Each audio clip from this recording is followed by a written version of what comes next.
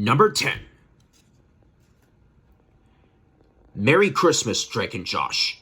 So Bailey Madison made it on the list the whole time. And she ends up in this movie.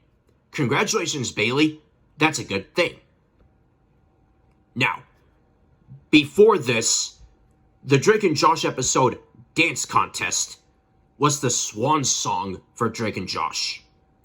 And it was until December 5th, 2008, the day that Merry Christmas, Drake and Josh premiered.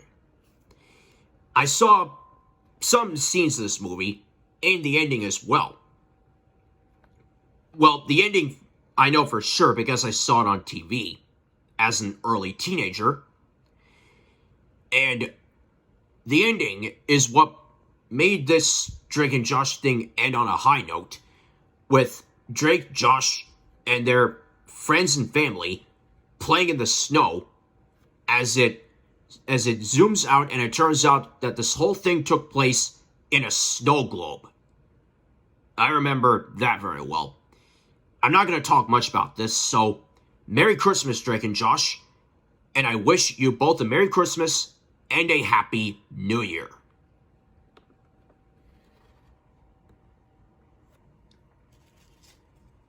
Number 9. Jinxed. Welcome back, Jack Riffo. You're on this list again.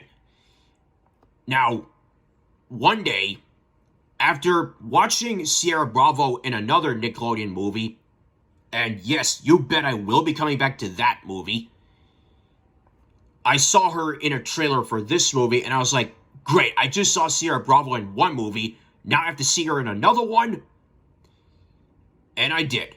It's called Jinxed, and it's a movie about a family who is cursed with bad luck.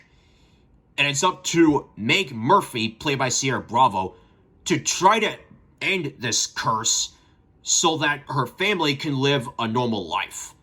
But it's not easy because of a flashback with one of the members of the Murphy family. I think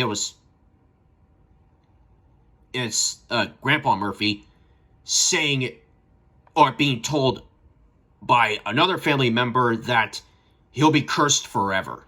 And that's how doing this is not easy. Now, there are some things I remember about this. Last year, I uploaded a clip from this movie that involves Meg Murphy running for 13 seconds while she's doing narration in one scene, and I was expecting a little bit more time with that running scene. But I guess other scenes are more important than that.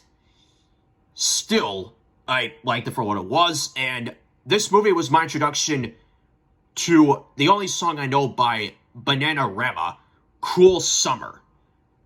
I watched the music video for Cruel Summer, and I said in the comments, Jinxed brought me here. And I got at least one like out of it, so that's good.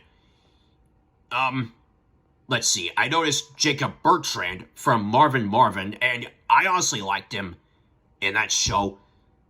Then there's Elena Camporis, I apologize if I messed up her name, who I remember seeing her in a trailer for Men, Women, and Children.